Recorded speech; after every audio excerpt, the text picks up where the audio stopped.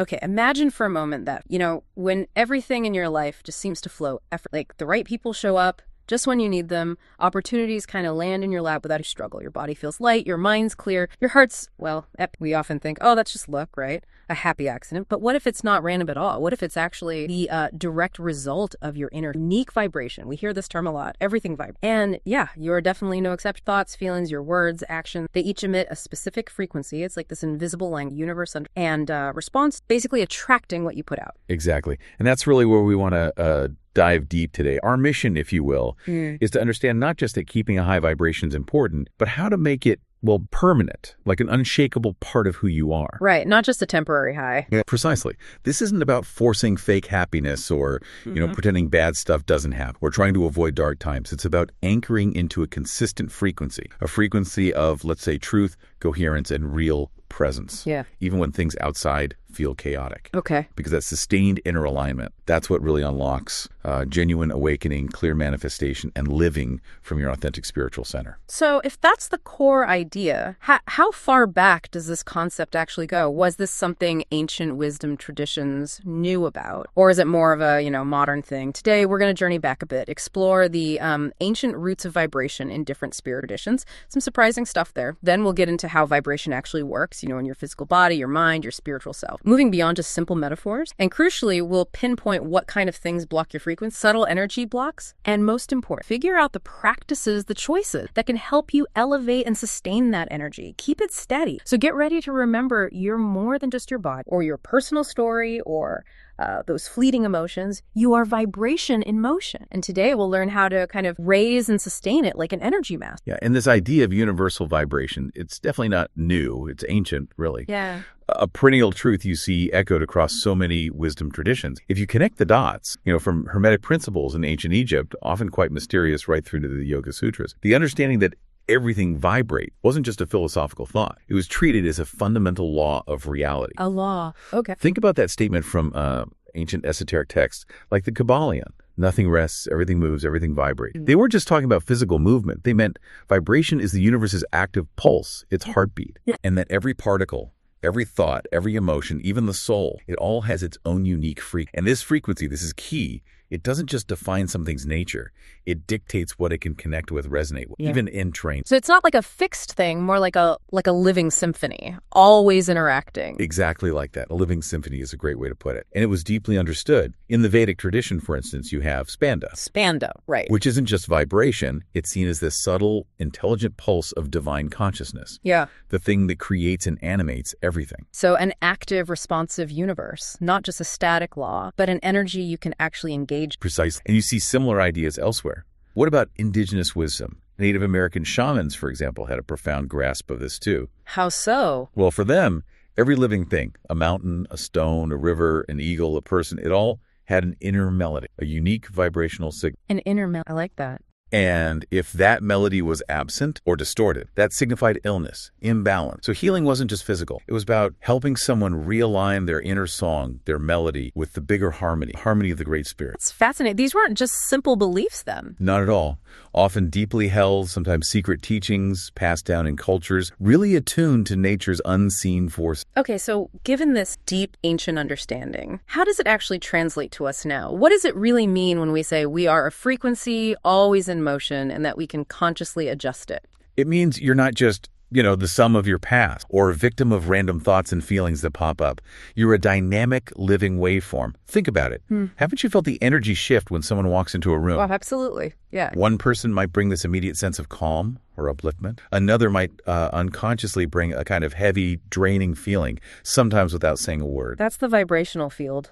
That's your vibrational field in action. And here's the crucial part. You can't really fake that energy. Yeah. But you absolutely can elevate and, more importantly, anchor it. Anchor. The real spiritual challenge isn't just hitting those occasional highs. It's moving beyond being constantly pulled up and down by external stuff. The masters, the ancient teachers, they didn't just experience high states. They taught that you could make a higher vibration your permanent baseline. Your default setting, almost. Exactly. Through deep inner work, allowing your soul's true frequency to become your guide. That makes sense. So to really do that, to elevate our vibration effectively, we need to understand what it's actually made of, right? It's mechanics. It's not just some vague concept. It's a real sum of your current state. You mentioned thoughts and emotions are key players. How do they actually create our frequency? Right. At its core, your vibration is the combined signature of everything about you in this present moment.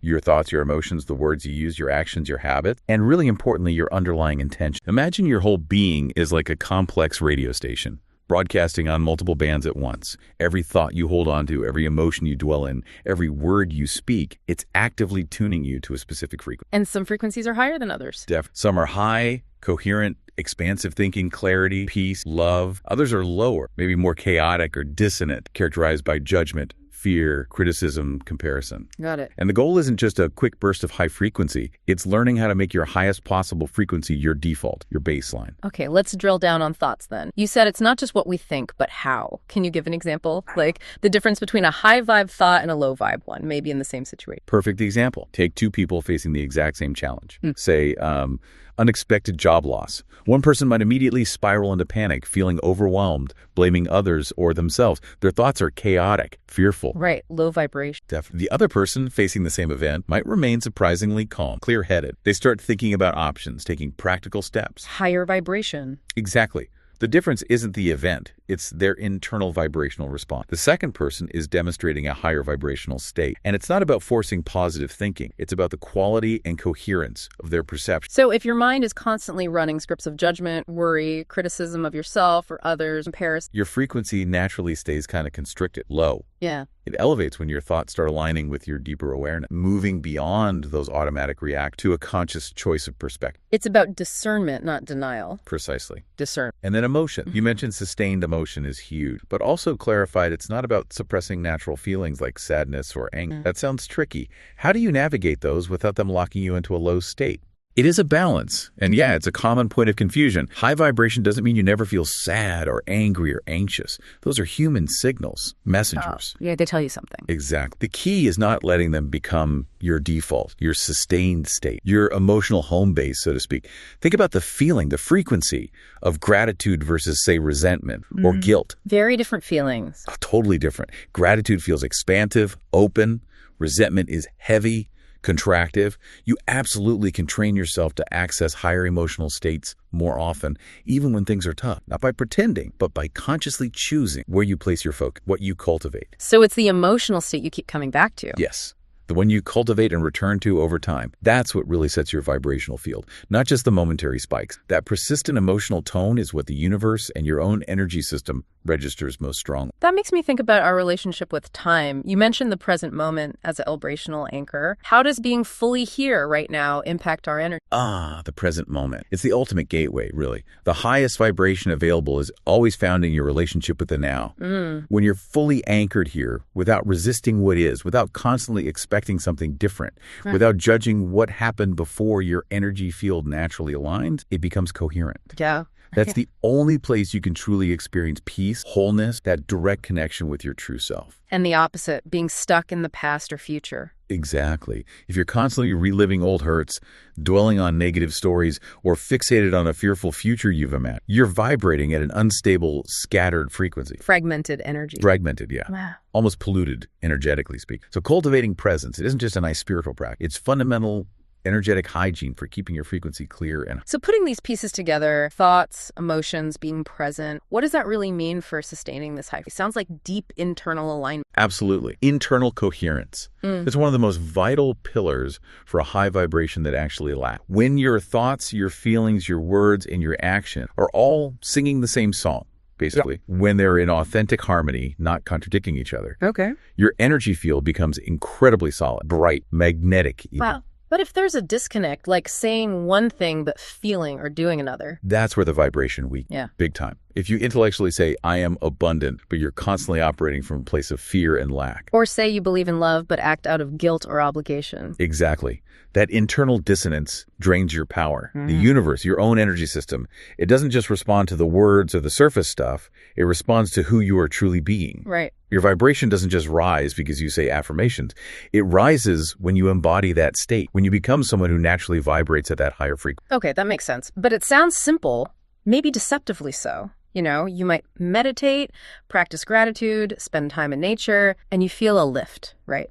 But I've definitely noticed this, and I bet our listeners have too. The real challenge isn't getting that initial boost. It's keeping it going when life or the world seems determined to pull you back down. How does life sort of test us here? That's a really crucial point. The universe acts like a dynamic mirror. It reflects your inner state, yeah, but it also often tests you. Just when you start to stabilize at a higher frequency, you might notice situations pop up, or people, or even challenging thoughts that seem perfectly designed to hook you back into old patterns. Yeah, that feeling like, oh, come on, I was doing so well. Right. But it's not punishment. Think of it more as an opportunity for deeper integration. Stuff that was previously unresolved in your energy, it surfaces now precisely because your higher energy can finally bring it into the light clear. So it's like energetic spring cleaning. Sort of, yeah. Some people call it energetic relapse, but it's less a failure and more your system reorganizing itself at a higher level. Okay, I can definitely relate to that relapse feeling. You hit a new level, feel great, and then bam, an old emotional trigger, an unexpected obstacle. How do we navigate that without just crashing? Beyond just gritting our teeth and staying positive. It's like tuning a really complex instrument, isn't it? Yeah. When you first start adjusting the strings, tightening things up, it might sound a bit discordant, maybe even worse for a moment as things shift. Right. But with patience and consistent presence and care, the instrument you gradually aligns into a deeper harmony. So when those relapses happen, try to recognize them as clearing, old energy leaving the system. Okay, so don't fight it, but don't wallow either. Exactly. Hold the vision of your higher vibration,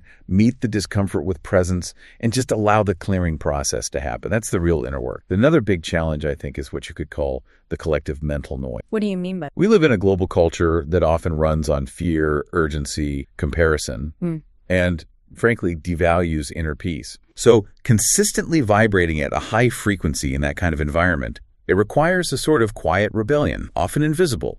Don't expect everyone to get it or validate it. You might be misunderstood, misjudged. People might just ignore it. Right. It's an internal compass, not for external approval. Precisely. It's in that internal self-reliance, that quiet strength, that your real power grows. When your well-being stops, depending on what others think, you become truly free, unshakable. That's powerful, that idea of a quiet rebellion. And speaking of external validation, there's also that subtle trap, isn't there? The spiritual ego. Yeah, very important. For someone listening who's really on this path, how do you avoid confusing a genuinely elevated vibration with feeling somehow spiritually superior or seeking validation for how evolved you are? It seems counterproductive. It absolutely is. That's a critical distinction. If you start confusing a high vibration with a sense of being better than others or using it to feel more evolved. And then needing people to notice that. Yeah, seeking validation through comparison, that's actually a significant drop in authentic vibration. The soul, your true essence, it doesn't compete or compare. It just is. So the higher you go, the more humble you become. Generally, yes. The genuinely higher your energetic state, the more profound humility you'll feel. Real compassion, a quiet inner strength, not arrogant. And crucially, maintaining a high vibration doesn't mean avoiding human emotions or becoming some detached robot. Right, not being numb. Not at all. It means building the capacity to feel sadness without being consumed by it, to face fear without losing your power, to acknowledge your own shadows without letting them put out your inner light. It's about being fully human, fully present, and fully self-aware. So this conscious self-observation you're talking about, it's not about judging yourself constantly, but more like constantly recalibrating, an ongoing internal check-in. Exactly right, like an internal compass. Asking yourself gently, with curiosity, not judgment, does this thought right now expand my energy or contract it? Does this feeling connect me more deep, or does it isolate? Is this action truly honoring my deepest truth, or is it maybe driven by some unconscious fear? It's not about being perfect. Never about perfection. It's about unwavering honesty with your own energetic state. Being true to yourself in each moment, even when it's uncomfortable, that's the ultimate act of self-love. Because that truth, when you hold it with compassion, naturally elevates your vibration. Not just by doing things, but by who you consciously choose to be. Yeah. And maybe one final, perhaps the most powerful, but often overlooked ingredient for sustained high vibration. Surrender. Surrender. How does that fit?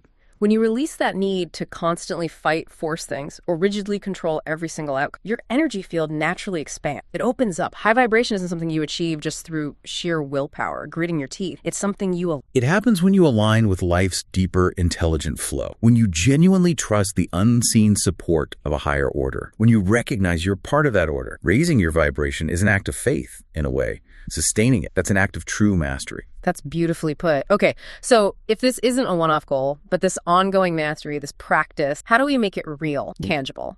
What are the concrete daily habits and choices that really support the sustained high vibrational way of living? Right. It's not about needing grand gestures or super complex rituals all the time. True spirituality, true high vibration, it's reflected in the small, conscious choices you make, moment by moment, day by day. It really is a lifestyle you choose with every thought, word, and action. Okay, so let's break down some of those daily shifts. Where is a good place to start embedding this commitment?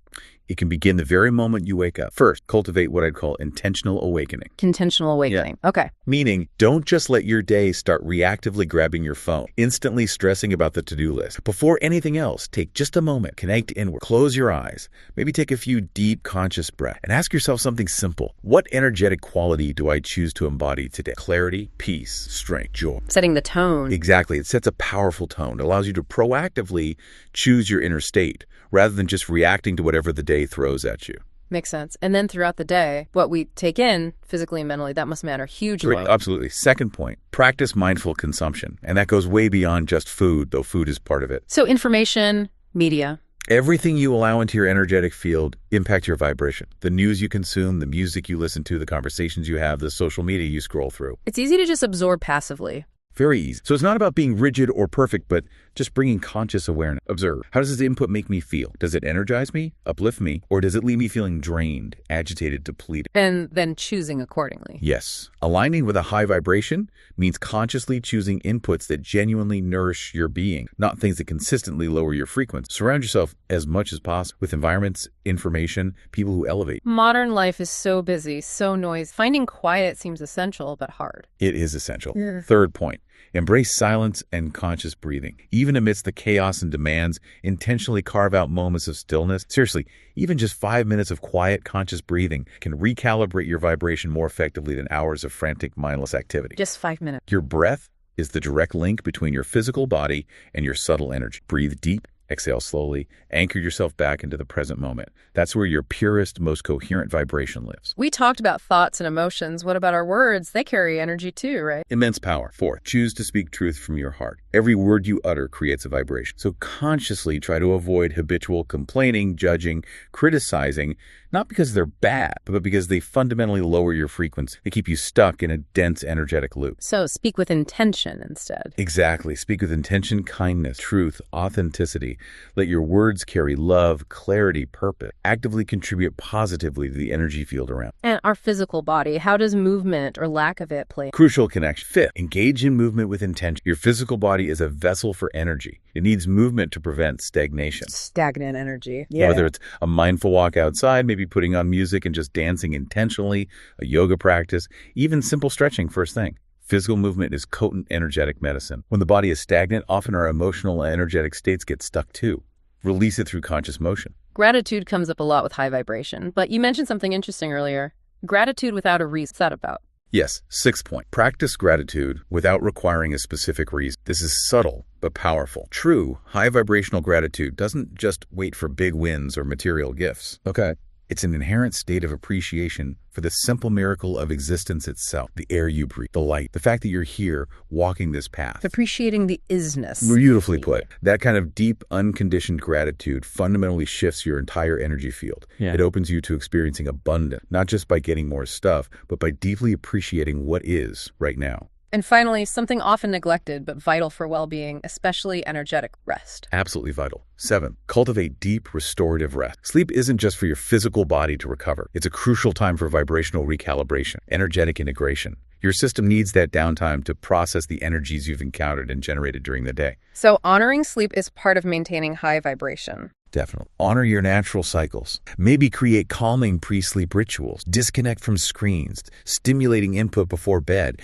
This conscious approach helps ensure you wake up feeling refreshed, clear, with elevated energy, ready to meet the day from that vibrant, aligned place. Okay, so pulling this all together from our deep dive today, it really sounds like raising your vibration isn't some end, not a destination. It's truly a continuous practice, a daily choice, a whole way of life, fundamentally. That's exactly it. You are not a helpless victim tossed around by the energy surrounding you. You're the sovereign creator of the energy you choose to put out. And in a world that often seems designed to distract us, pull us down, disconnect us, choosing to maintain a high vibration isn't just some fluffy self-help idea. It's a profound act of personal power. And this path, it doesn't just transform your own life.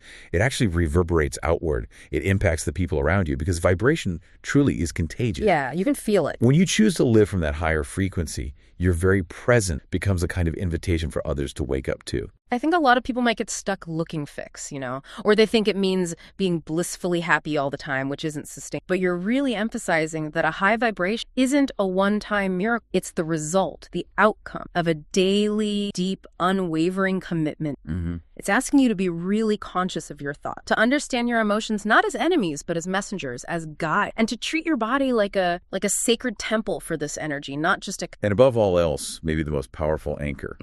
Choose the present moment as your place of power, your ultimate. Why the present? Because it is only right here, right now, in this eternal present, you actually have the power, the agent. It's only now you can make truly aligned decisions. Only now you can consciously protect your energy, clear your inner space, your outer, elevate your habits. It's the only moment you can allow that higher consciousness to really flow through. It's not just a concept then, it's an active practice. A living, breathing practice. It means choosing stillness when the world is screaming for your attention. It means having the courage to say no to things that drain you, even if it's uncomfortable. It means persistently choosing light, choosing awareness, even when everything feels like it's falling apart around you. That's real strength. That's the sign of an unshakable vibration and inner strength that isn't dependent on what's happening outside. And when you truly learn to sustain that energy, something incredible starts to happen. It really does. Your external reality, the world you experience, it begins to mirror your inner state more and more closely. Things start to shift. Your environment changes. Your relationships deepen or transform.